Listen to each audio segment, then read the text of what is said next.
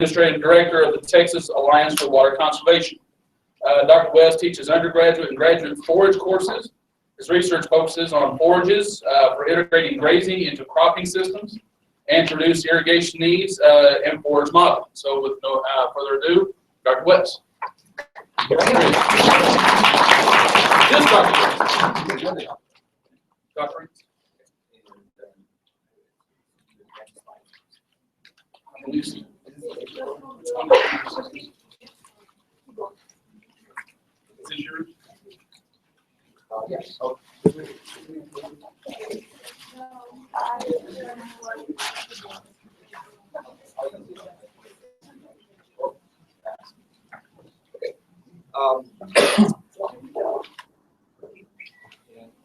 get started. Yes, I do lead up the Alliance for Water Conservation. I'm going to give a few highlights of that. I've already spoken about this in some previous sessions. But I'm going to relate also some other research that we're doing that does connect with it. This map here shows the counties we are active in. And what this is a demonstration and research effort where we are collecting data from about 30 farms. And we've got data collection since 2005. Collecting data on crop production and how much water it takes to produce the yields and what kind of methods that they're using. And also we do economic analysis. Is this better? Yes. Yes. Okay. All right. Sorry. And so we have big data on this one, and so we want to capitalize on that by doing some other studies. And so I'm going to show you some examples there. This graph on the right shows the amount of water in the overall aquifer that is in a perimeter that surrounds these two blue counties here, Floyd and Hill County, which is the first 10 years of data collection. And as a percentage in 2003, since 2007, there's been a drop by 24%. So much for the 50% future desired condition in 50 years. All right, we're already halfway there.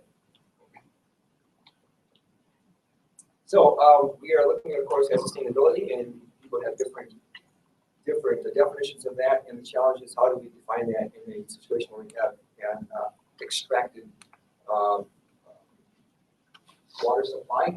This is more than economics, because this has to do with what we're concerned about is a transition to a low water supply in agriculture. And we want to have a soft landing. That's how I define it, I guess. And so climate does figure into this one, and you'll see an example.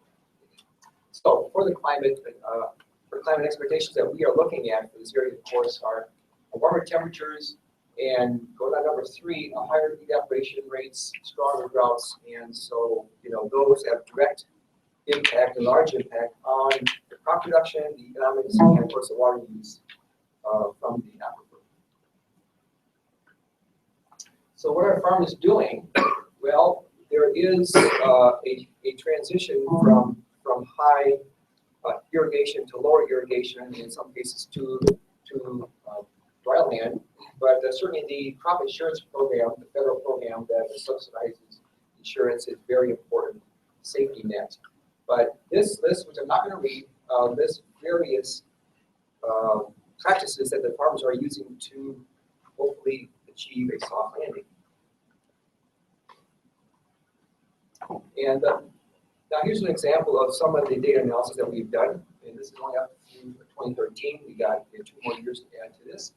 But this shows a crop yield response of corn, that is grain to yield of corn in response to water received, as stated as a percentage of crop water demand. Now 100 then means that this is at meeting 100% of the potential evapotranspiration. And of course, it doesn't make sense to add water to a crop above 100% evapotranspiration. But look at all the points that are above the blue line here, the 100 line. Look at all the points up here. And for cotton, it's the same thing. A lot of points way out to the right. And so we see this as a target area for us to really concentrate on to get these fields, these producers back over here this green line shows the yields you get at around 75% of crop water demand. And from 75% on, there's no significant increase in yield. Now, it's also pretty noisy data. You get up here, there are lots of other things to get here, but we want to be in that 75 to 80%. Okay. And so this is a better place to be working that helps us define better this sustainability for crop production within our current situation. The 2011 is in red just to show you that a very severe yield year. Something else which is being done is to stagger the varieties or to stagger the planting dates. This is sorghum planted at these dates on the right side here, 50 days apart, and showing that with each date that there is a different time of peak water demand. Okay, so this way you can spread out the use of a particular well on different parts of a given circle or that, doing that so they're not all coming into high demand at the same time. So there are various agronomic practices that can be used this way. The other one I want to mention very quickly is variable rate irrigation. And this shows that with proper mapping and GPS controls that we can irrigate the areas that really need it, not irrigate that do not use that. And this is common.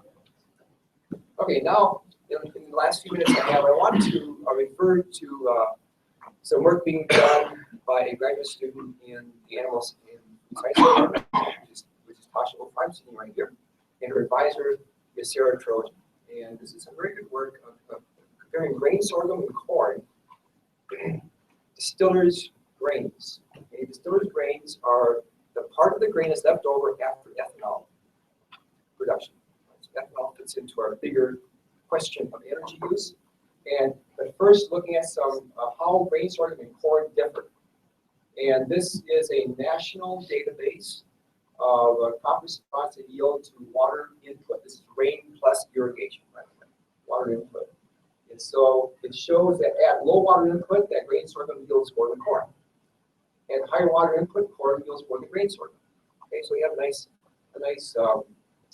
trade-off here. And of course, grain sorghum is of a growing interest as a crop that can be grown under dryland conditions, whereas corn cannot be grown under dryland conditions here unless you have unusual wind. Now this is some of that. So this is our own data. This is just another way of graphing. This time using a quadratic function to describe our corn yields. This does go through 2014, yeah. And then the grain sorghum. Showing again this is a crossing over point.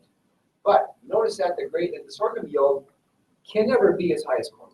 I mean, corn yields about twice as much at where you have adequate water supply. Now, very interesting work then being done by Tasha is taking the distillers' grains from corn and distillers' grains from sorghum and feeding them to cattle. Because in our feedlots, and feedlot cattle is the other very, very, very major agricultural production in the High Plains, is there any water savings? Look at water use efficiency of beef production as opposed to just grain production. And so this graph shows this blue curve is the corn distillers grains diet, and this is kilograms of beef gain, live weight gain per cubic meter of crop water use. Now, if you take the inverse of that would be the water footprint. So let's look at efficiency. And so we have the maximum efficiency at about 500 or 600 millimeters of crop water input. And we're irrigating out here a lot, all right? In sorghum, then we do have a higher efficiency of the distillers grains at the low water supply. And if you go really low, this will bend back down again. Okay, so and of course a lot of calculations go into this one, but this is a very interesting way of linking the ethanol production sector with the beef production, which is a couple steps further. In fact, going all the way back to the crop water input of the crop itself. This is the rain plus irrigation that is used to produce those crops. Now factoring out the distillers grains. And then here is taking the national database of crop yield response and putting in her data on the beef gain efficiency and looking at what that would be on a national level. And again, we do have a higher water use efficiency for beef production under the low water situation. But under high water, like which is where we are here, we have a lower water use efficiency. Okay. Well, anyway, that's just a sample of some of the interesting work that we're doing. Where we're trying to dive into the big data and relate our work to the things which can impact climate change response.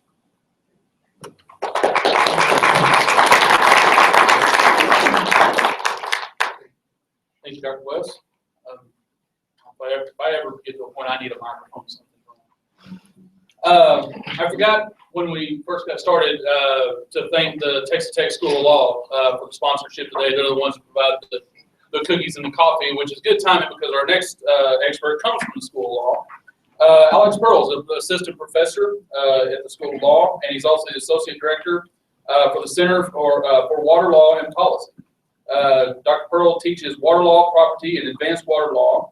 His current research focuses on groundwater in Texas and the extent of property rights in the pumping of water in overdrafted aquifers.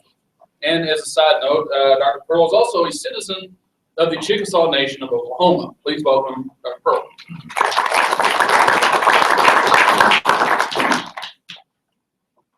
Thank you very much.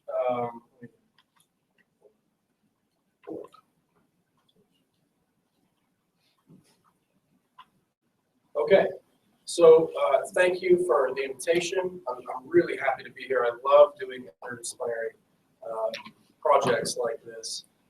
So let's jump right into it. I'm going to be focusing a little bit more on the policy aspect of how lawmakers, stakeholders react to the type of data that Dr. West has provided.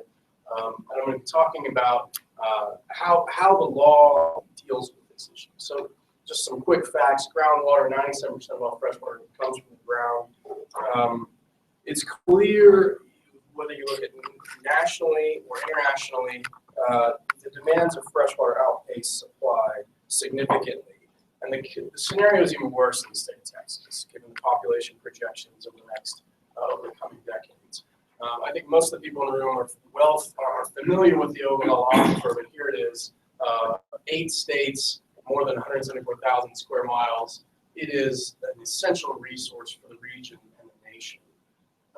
So in Texas, 60% of our fresh water comes from the ground. 80% is used for irrigation. I've seen different numbers, but this is I feel comfortable using these either. So let's talk about private property, right? So I teach private property, I teach property law, and we look at scenarios where we determine who owns what, right?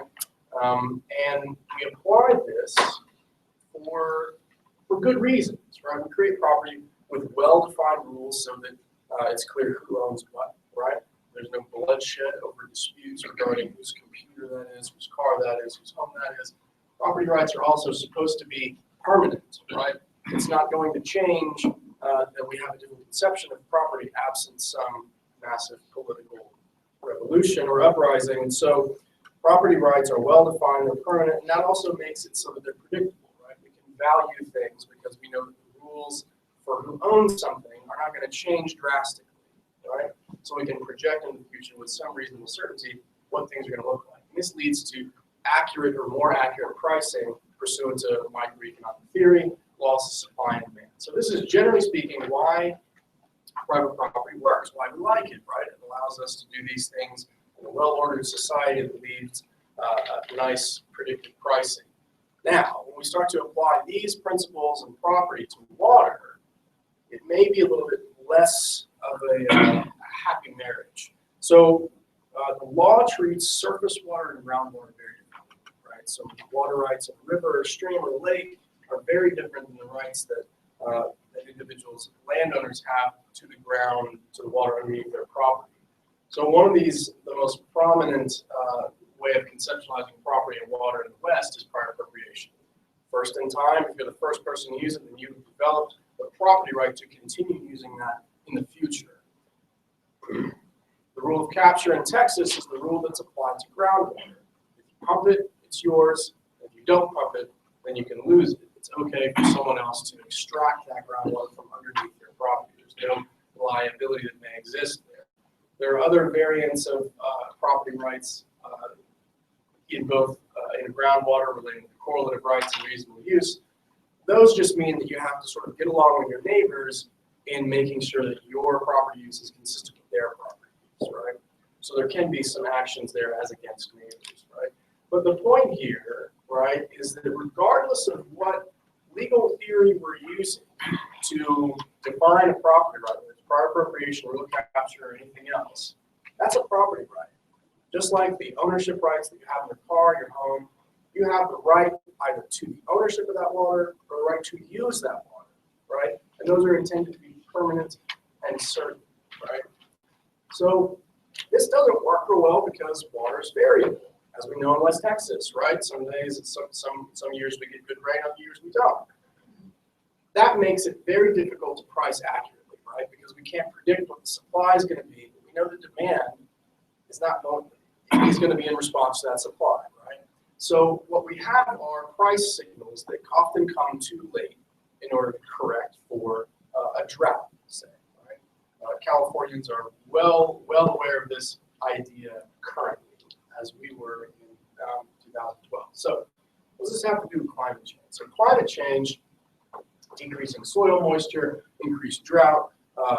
This is, I'm not a scientist, right? I'm a lawyer, so I read things that are scientific, right? And I attempt to understand them. But what I can gather from climate change is that this is all going to be messed up, right? And the things that we have been doing are not going to be the things that we're going to do in the future, right?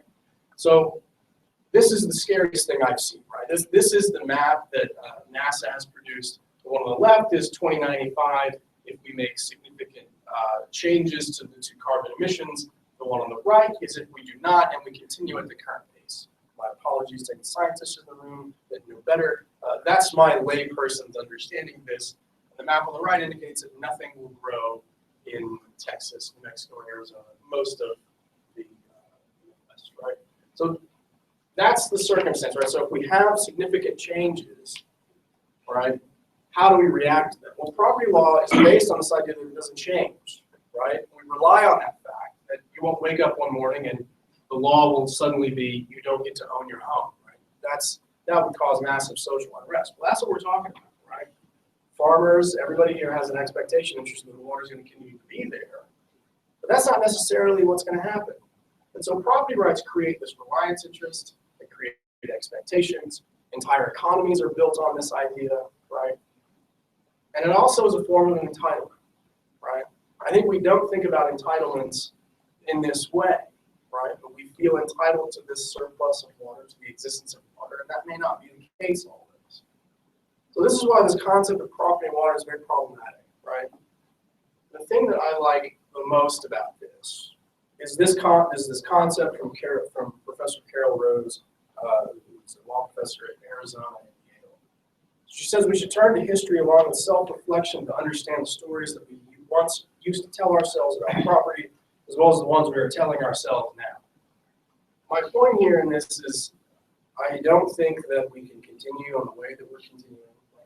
This is Dr. West's exact point. We have to think about, we have to be more thoughtful about planning, right? And this is the idea that we have expected property law to continue to have been this way and to continue on this way. And that's just not the case, right? And so transitioning away from that concept of property rights and water is a very, very uncomfortable and hard and difficult thing to do. But it's the transition that we have to make. The soft landing idea is exactly the right one. The problem with this is that whether you're in any state, right, it doesn't matter whether you're in Texas or Massachusetts or California, and you have a right to surface water or groundwater pursuant to whatever legal regime is there, is applicable. If the government tells you you cannot have that right, you no longer can extract that water, then they owe you for it. They have to pay you for it, right? So the choice is, are we going to crash land when the drought comes, or are we going to transition towards a sustainable economy and water use using whatever tools we have available to us, whether that's government or other incentives to transition to water sustainable. So that's my talk. That's the big picture. Happy to answer questions.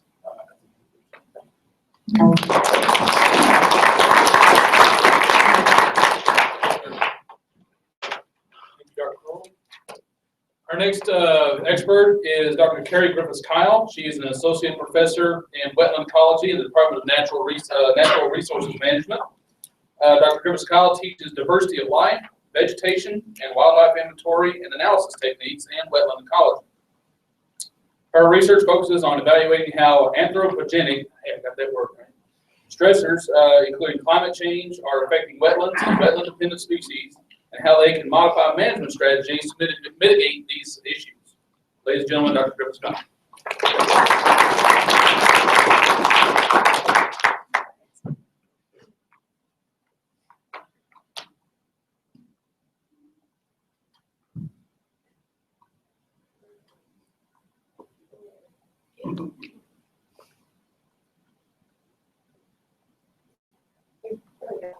All right, thank you guys for coming today to the water panel.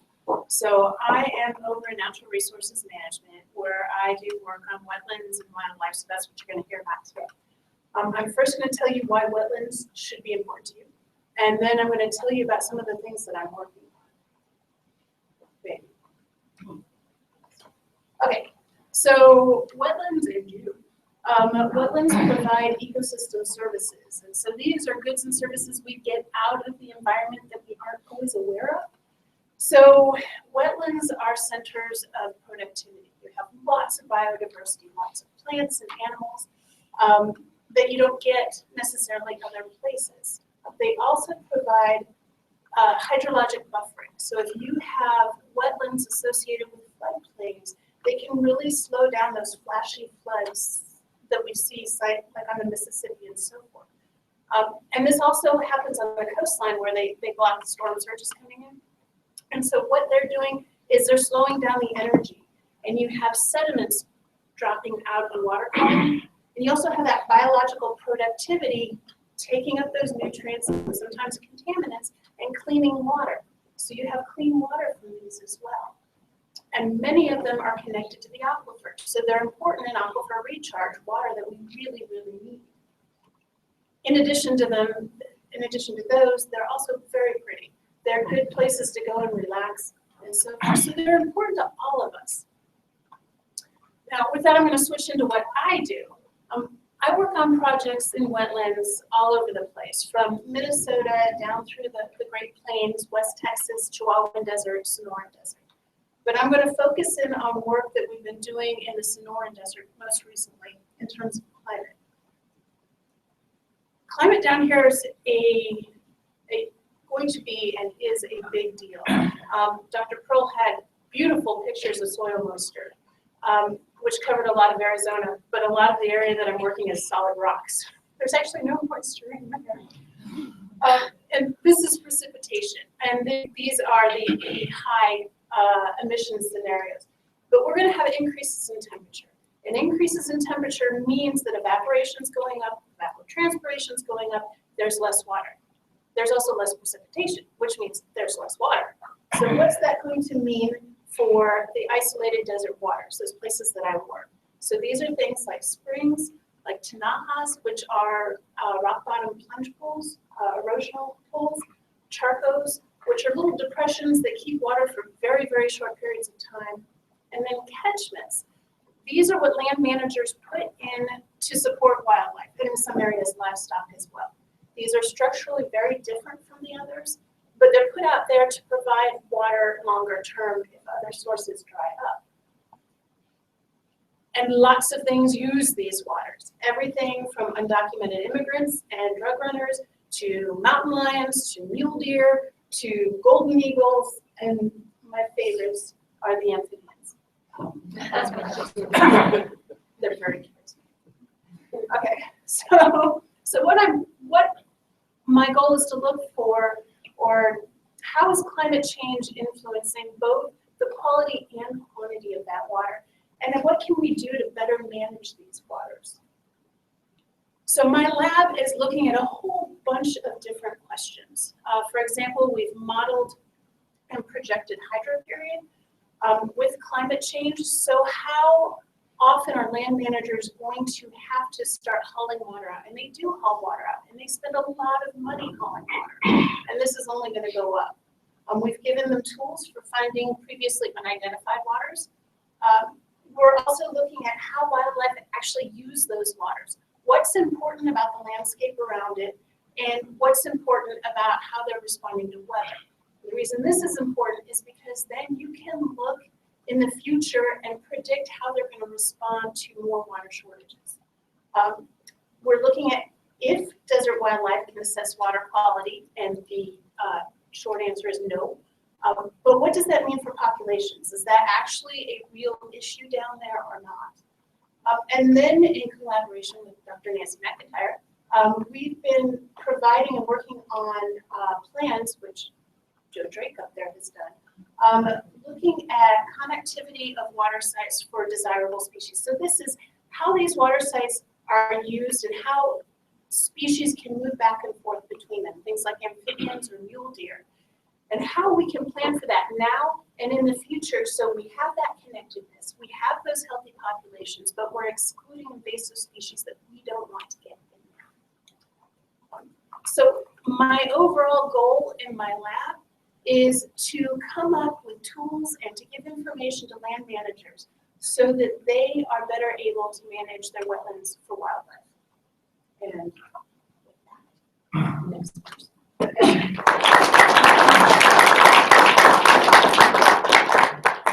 Thank you. Our final expert today, and if anybody deserves to talk on this subject, is this guy. And I'm sure you haven't heard this 1,000 times. Dr. Ken Rainwater. Dr. Rainwater is professor in the Department of Civil and Environmental Engineering, and from 2022 to 2012, he served as the director of the Texas State University Water Resources Center. Dr. Rainwater teaches courses in fluid mechanics, water systems design, groundwater contaminant transport, and water resources management. His research focuses on problems of groundwater quantity and quality, remediation of soil and groundwater contamination, and water resources management. Ladies and gentlemen, Dr. Rainwater. I hope you like this slide. It's the last one you get. I did check with Dr. Van Hossen. She said I didn't have these slides. So I didn't have any, but that's okay. Go with me in your mind and come up with the pictures that you want to see. I guess as an engineer, we're used to being the downer in groups like this because our natural science friends are so good at bringing you into the world of nature and who we interact with beyond our own species and the resources that we share. I guess that's where I'll take off for us in terms of what we do in engineering is that we're dealing with a shared resource when we talk about water. And I'm sitting here looking at Catherine, and she first let me talk to her about the climate issues associated with things. She scared me because it was another future for us to plan with, and I'm okay with it. How many years of therapy? Depends on which specialist you're talking about. But anyway, as my son tells me, I have to embrace the uncertainty. That's what we do. And actually, all of us that work in water resources management embracing uncertainty as long as we got away from the safe nature of dealing with structural analysis and design. They have all the factors of safety here where we don't say educated guess, but we try real hard. And, I guess the way I would put this few minutes in focus for us in terms of how we consider water issues is supply and demand, as we mentioned. When it comes down to how much water we need and where we need and when we need it, those are decisions that we make as people. So we have to set our goals for what we want to do with the water. We're going to consume it. You might be, I don't know. Okay. I didn't cut you.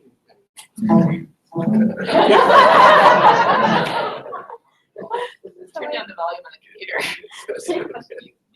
Mute it. Yeah. Where is On the big keyboard. All right. hopefully.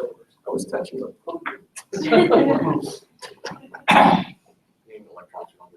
when it comes back, my really big point I had, when it comes out to demand, it's up to us how much water we need for different purposes.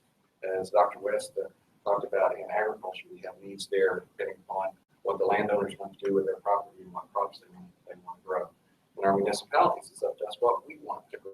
We us want to grow us and let our lawn die? We need to have lawns. What are we supposed to do with that?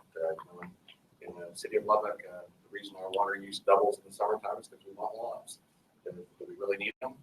Do we enjoy taking care of their lawn? No. You have teenage sons who enjoy taking care of their lawn. I guess that's how they earn their way out of the family. But those issues are things we have to think about in terms of how much we need. And there are a lot of choices that we have to deal with that. Also, besides how much, how good does it have to be? We talk about the value of water in different places. For example, if a farmer's going to irrigate with the water, that farmer here in Texas owns the water already, is going to spend something on the order of $50 to $100 per acre foot to put that water on his property. And that's fine. That's their water. Anybody got a bottled water bottle here? How much you pay for that? I stole it. Anyway, with what we pay the vending machines for that water is worth $1 million per acre foot, just based on the different values. Of course, it's mostly for the plastic, right? It's very attractive, but it has different values in different people, in different places. So what we see always is competition, or hopefully friendly competition, for how water is used. The thing we don't control very much is the supply. How much water is out there for us, depending on where we live. Oops, that's a big thing. Depending on where we live. That's part of the definition of civilization. And when you look back on ancient history, which as an engineer I know very little of, so I do read a lot of it, is the civilization started next to water, and also next to safe water, because the people who started civilization next to bad water aren't here anymore. So the definition of civilization is that we can live where we want to move the water to us. But that means we have to move it. We have to pay for that. So as engineers, that's our job to understand how can we move the water from place to place? How do we convince the people who want it that they don't need to pay that much? And oh, by the way, nothing is going to get cheaper. And so that's an important part of the issue. The last thing I'll say is the different users of water have different time scales for which they plan. As Dr. West was talking about with friends in agriculture, a lot of their decisions have to be made fairly quickly, in a matter of a year or two or three, based on how their financial process works in terms of how they buy the inputs and grow the crop and see what they can sell the outputs for. And that has to turn around pretty quickly. Municipalities and industries have to plan for decades in order to spread the costs out long enough that they can be amortized where they can make a profit or at least break even for the city. Any city governments that want to pay more for anything right now, it's a big challenge that we have in a lot of places. Anything we're going to do to make more water available means we're going to be reaching to water that is of lower quality than we have now, and so we're going to have to be doing more treatment. So those of us in civil and environmental engineering will handle that process. Thank you for that. And it's our job security as we try to help you deal with those issues. The concept of climate has introduced a new representation of the future, and actually there are multiple representations of the future. We used to just think the future will be like the past, and that's good enough. But now we've seen more of the past, and we know the past isn't like the past as much as it used to be. So as Catherine's wheelhouse there, steps she's demonstrated the projects we've worked on before. So for those of you that are getting out at this time, this is a good time to have big brains and big thoughts in terms of how do we represent the future and think about multiple pathways that can serve the people we want to serve. Thanks.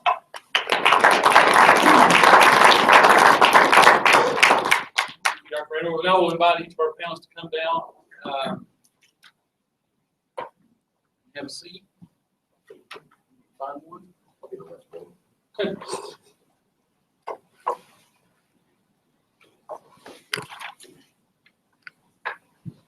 And at this time, we'll open up the panel to questions. Anybody got questions?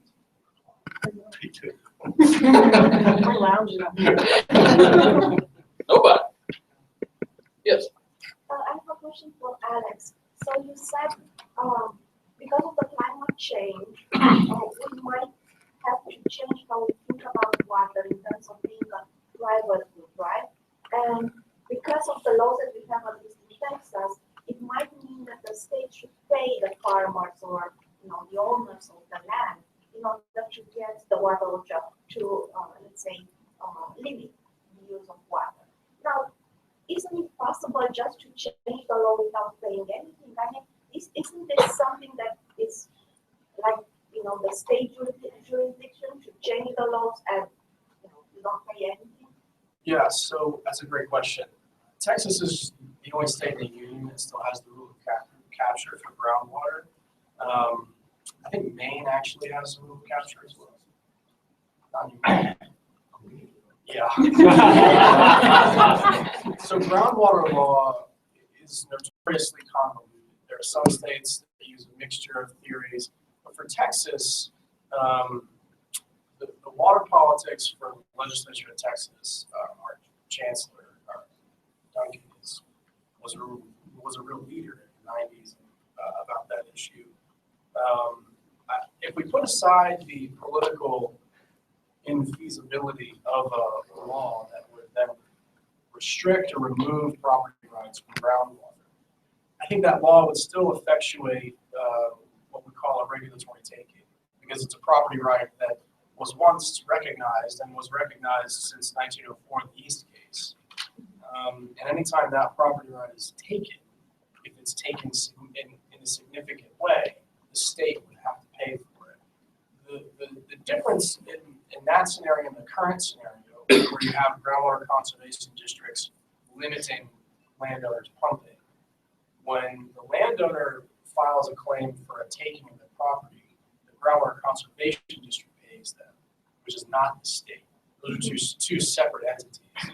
The groundwater conservation districts generally don't have the revenue and funds available to pay any of those judgments. The judgment that recently came down in the Bragg case, I think, was $2.4 million that the groundwater conservation district owed the landowners for curtailing their use of water to grow pecan grove. So that money would still be, it would come from a different source, but the landowners would still need to be compensated.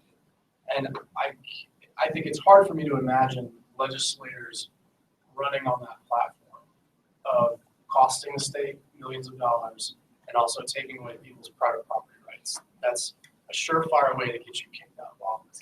So my point here is, yeah, you're right, that could happen. And I might even think that would be a good idea in some respects, but I think it's really unlikely. The emphasis in Texas has really been on local control through groundwater conservation districts. Well, so that kind of begs the next obvious question. Chuck, you showed the state of the aquifer and how they want 50% left in 50 years, but we're already down 23%. 24%. In how many years? And so we have another year to add to that, so I've run down another 3%. So that's after 2007. 2007. Yeah. So that's 8 years, basically, or 7 years plus the extra year. So what can be done in the current regulatory environment? Is it just going to be a disaster? Like, are they just going to hit the wall? There's going to be no water left, and everybody's going to start screaming, or what's going to happen? Because clearly the plan isn't working. And that's a question for everybody. I mean, I'll say this. So having talked with a number of regulators from groundwater conservation districts, given the Bragg case that I just mentioned, the $2.4 million judgment, a lot of them are lawyers, and they're not fools. They're not going to regulate anybody's pumping because they know it will trigger a claim. So I think their incentive to attempt to regulate is zero, which means that's assuming that there is a groundwater conservation district in the area. A lot of areas in Texas don't have one, so there's no purported authority to regulate. So I think you have a circumstance where there's no practical authority, and there's also no legal authority in some other jurisdictions. So then the incentive comes from individual farmers that purely use economic rationale. I can make more money by using less water in these ways. And so then it's incumbent upon offsetting those costs and providing that technology free of charge. But I think even then it begs the question, if you give them technology to grow more crops with less water, then they're just going to use the same amount of water but grow more crops. So today I'm not super hopeful of how we protect the aquifer, but I think that's why panels like this are really important to sort of address the issue. That was my talk. Sorry. So You had your hand. Yeah, so I have a question for Alex Paul. So how does legislature tell when local communities come in and say, this is what we're going to do, means say, okay, I'm not going to let fracking take in any more water. There was a case last year, I think, when the local community just did that, and the legislature actually comes in and says, House Bill 40, which said that, no, you don't get to do things like that. Right. This is their water share. How's the legislatures going to stop doing that and actually let communities handle? Oh, they will. I mean, they will. So I have a colleague that is writing an article exactly about that issue. Other states are talking about, Florida just considered a ban on hydraulic fracturing bans. So this is the state telling local communities, you don't have the right to ban that type of activity in your community. That's what happened in Texas. So Denton, I think that Denton could have done a number of different things to limit hydraulic fracturing within some city limits. They didn't have to do this, but they did, and you see the response from the state of Texas. One city, and that effectuates this ban in the state of Texas, thumbs down, right? It says nobody's going to need to do this. But I think under most groundwater conservation districts, fracture, oil and gas production don't need a permit. So they don't need a permit to get water anyway. They're exempt. And how much water does a hydraulic fracturing operation use per day? Like, I don't know about per day, but each frac job is Millions of gallons of water. So which is several acre feet, and how you're talking about. But let me just go ahead and connect to that. The reason the districts didn't take on oil and gas, decades ago, is because the oil and gas use of water was temporary, compared to what municipalities and the industries and irrigating farmers do. So they're kind of in, they're out. There's that issue. And the other thing, I don't know if there's anybody in here who's been a landowner who's made money off the oil and gas business, is when they pay for the water they produce on your land, they pay something over 50 cents to $1 per barrel. And which a barrel is 42 gallons. That's a whole lot of money per acre foot, for example. So Alex was talking about the government taking, and they would have to pay for it. Well, the oil and gas business has an economy that allows their taking to be paid for, and then we all help pay for it. When we're buying the products that don't have that all has worked itself out in the past. Now we have a very different, and there's always been water use in oil and gas production. There's also a lot of water production in oil and gas production in terms of very salty water that gets stuck back in the ground, and we're trying to think about what can we do to scalp some of that issue. But there's a lot of challenges with that. I guess also fracturing isn't new, it's been around for decades as well. It's the recent proliferation because of technology and $100 a barrel oil, the juxtaposition of those things made things really different. So it's a very interesting situation. You think, I guess that's the thing. Part of the challenge of dealing with water is what units you use to describe it. We can make big numbers or small numbers depending upon whichever unit we want to stick on it and which comparison we want to make. But it is what I think is best is that people are talking about this more than they have before because of the shared resource and how it impacts people in some different ways. You had a question? Yeah, so we were talking about how some areas don't have regulatory pressures put on individual people for water extraction, but we've been talking like Uguala stops at the border of Texas. It doesn't. What happens in the future when Kansas or Nebraska feels like Texas citizens have taken too much of their share and are now causing damages to their state's citizens? I can handle that when they don't connect geologically. We are totally isolated geologically by the Pecos River and the Canadian River, and therefore we're mining our water, whereas they still have some recharge that's greater than ours. Which can be corrected. Well, Nebraska has most of the water in the Ogallala, so Cheesehead's corn. Cool. I mean, Cornhusker. Cheesehead. I know, I'm like. I messed up. That's details though, I mean. Yeah. If you're talking about the difference between Texas and Kansas, that's one thing, but if you're talking about the difference between Kansas and what's next to a Colorado that are part of the same aquifer. That's the question. They're not the same as Texas. What we do Right, in that's what I'm Texas saying. doesn't affect that. Right, that's what I'm saying. Who cares? Let's talk about different states. The point is that you have an entity, a resource that expands over multiple states. So a great example of that is the current Supreme Court case between Tennessee and Mississippi. They share, as I've read all of the hydrological reports as best as my lawyer brain can understand them. They share the Sparta-Sand aquifer. It's geologically, hydrologically the same aquifer. Is that right, Dr. Raymond? That's what Dr. Campan said. That's what Dr. Campan says exactly what. And so the question is, can Memphis pump water that would have gone to Mississippi? And how do we figure that out when both states, which are artificial political boundaries, have different conceptions of who owns the same water? So it makes no sense, right? But we only now know that it makes no sense because of science. We do have the ability to model these situations like we're people don't always want to take the time to do that, and also it often takes years for water to move the distances people are thinking about those issues. Even in Texas, you know, the depletion we had here started being noted pretty much within a decade or two after World War II, when our use really went up. And I guess part of the deal was when people originally started pumping water out of wells, they didn't really have a way to know about how much water the aquifer could yield. So they just put as big a pump as they could and until the well went dry. Oops, I'll turn it off and I'll turn it back on. So our understanding, as Alex is saying, has been behind people's use of the resources they have. Hopefully we'll do better with our next generation. And as Ken would say, Ken, where's Ken? Up there, that people's perspective on underground water is often even mythological, right? I mean, it's this kind of mythological pool of water that sometimes comes and sometimes doesn't, and what does science have to say about that? Kind of thing. Almost burned it. Yeah. You had a question, sir?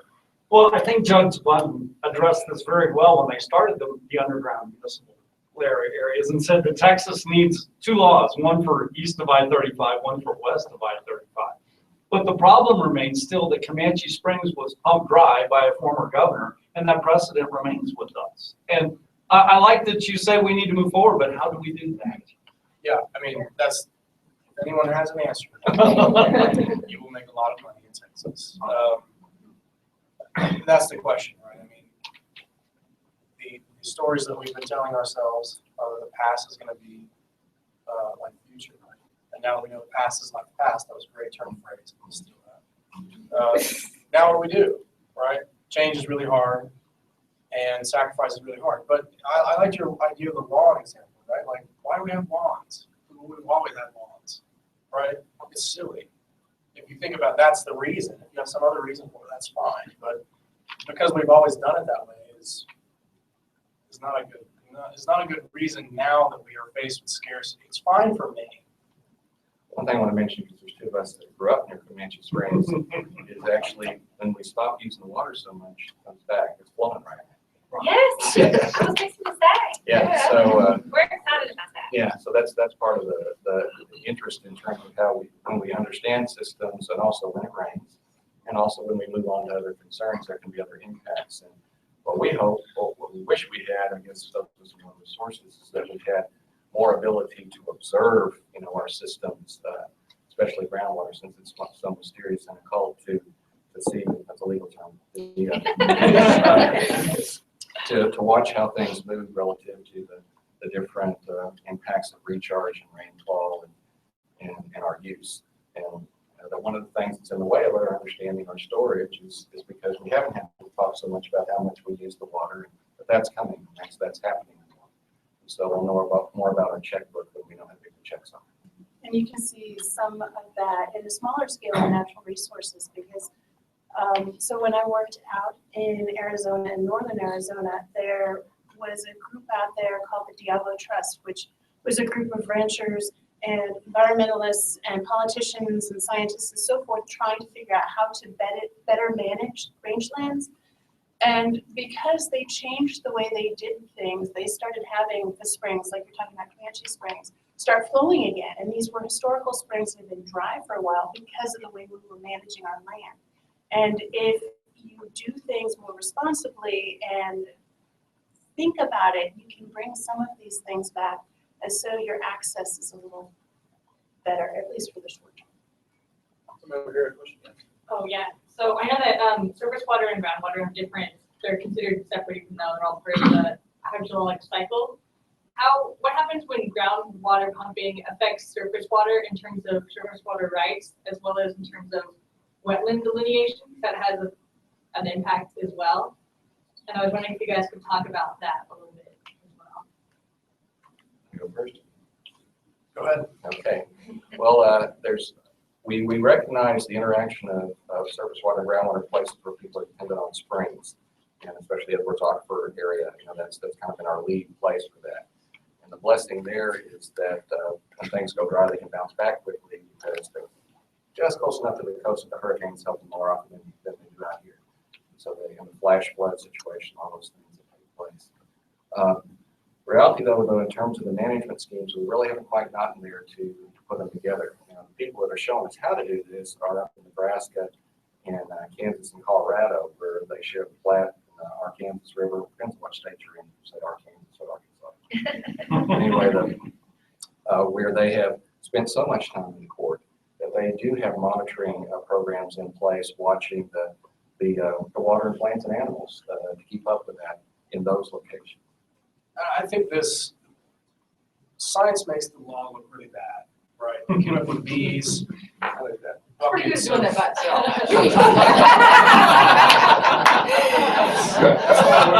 Thanks for coming, everybody. Yeah, so now that we know more about how things are connected, I think when you look at the states that are trying to harmonize the way they deal with groundwater and surface water, you see trends towards watershed management and incorporating things that you do into the principles that actual regulators and politicians are using. And I think that's the right trend. That's the right way to go, so that we think about the ecosystem more in the big picture rather than as separate buckets which don't really interact, but absolutely only do. So I think that's a really unpleasant interaction in a lot of states, but in some states, like Washington, Oregon, it can be better. But they're farther along in that evolution than Texas for sure. And then the wetlands themselves add a layer of complexity that doesn't get understood by, say, terrestrial biologists or aquatic biologists and so forth, because it's not always connected directly to the groundwater. It's not always flowing from the groundwater to the wetland or the wetland to the groundwater. And so in the modeling for that Dr. Rainwater was talking about, you have to have those connections in there, and it's not obvious. And when you're coming in from outside, you're not going to think about that. It's a wetland, there's water. Okay, good. And that's not the way it works. Anybody else have a question? Yes, ma'am. I went to a groundwater management area meeting a couple of months ago, and they had a consultant that was modeling drawdown and under different use scenarios. And what he said, from what I could understand, what he said is that it didn't really matter how much water we used out of the aquifer because there was plenty of recharge. That's their consultant. Was that my uncle? Yeah. I have an uncle that did for water drilling in Florida, and he was like, there's still as much water down here as there was, when I started. I'm like, yeah, but it's walking around on the surface. I'd have to know more about the context of that comment. Which aquifer it is. Yeah. Ogallala. And what location, which GMA were you visiting? One or two? Two. It's down here. Who was their consultant? The guy who was his name? I think was it Bill Hutchinson? Okay.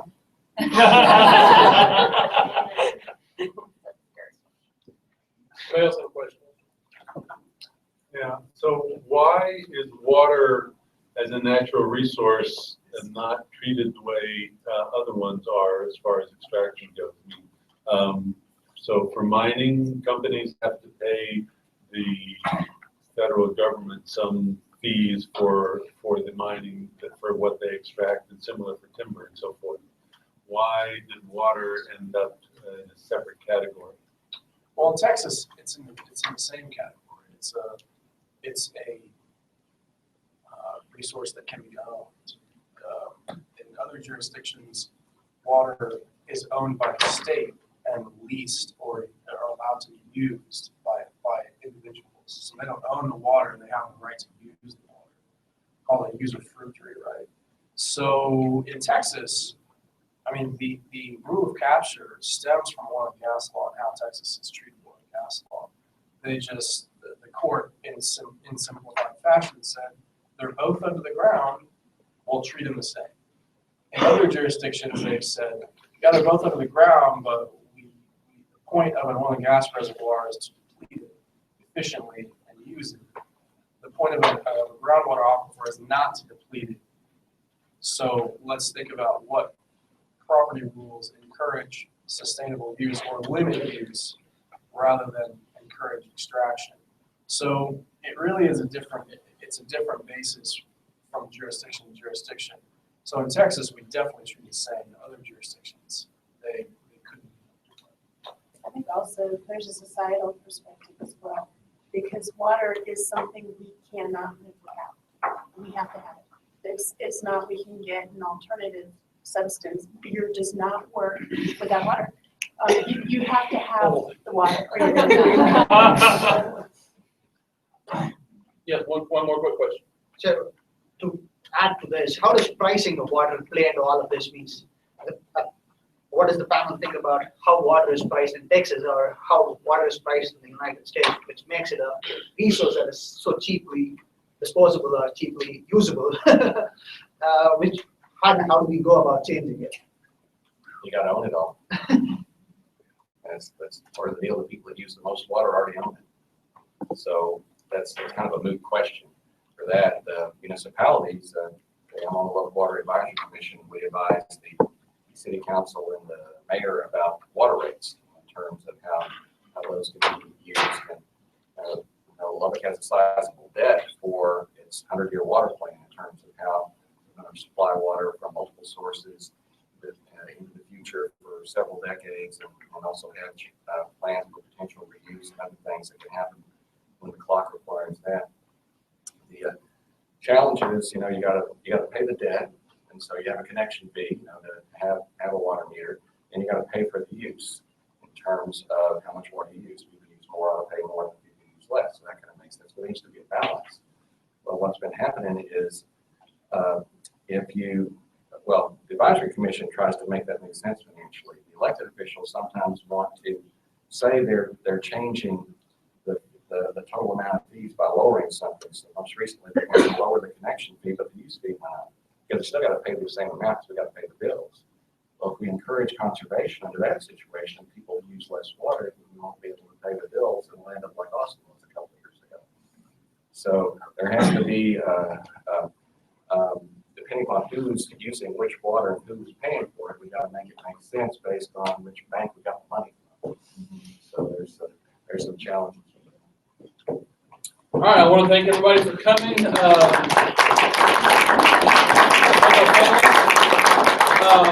Encourage you to come back next time. Also, many of you know today is Tuesday. Today is voting day. There's a lot of issues and there's a lot of candidates out there that are going to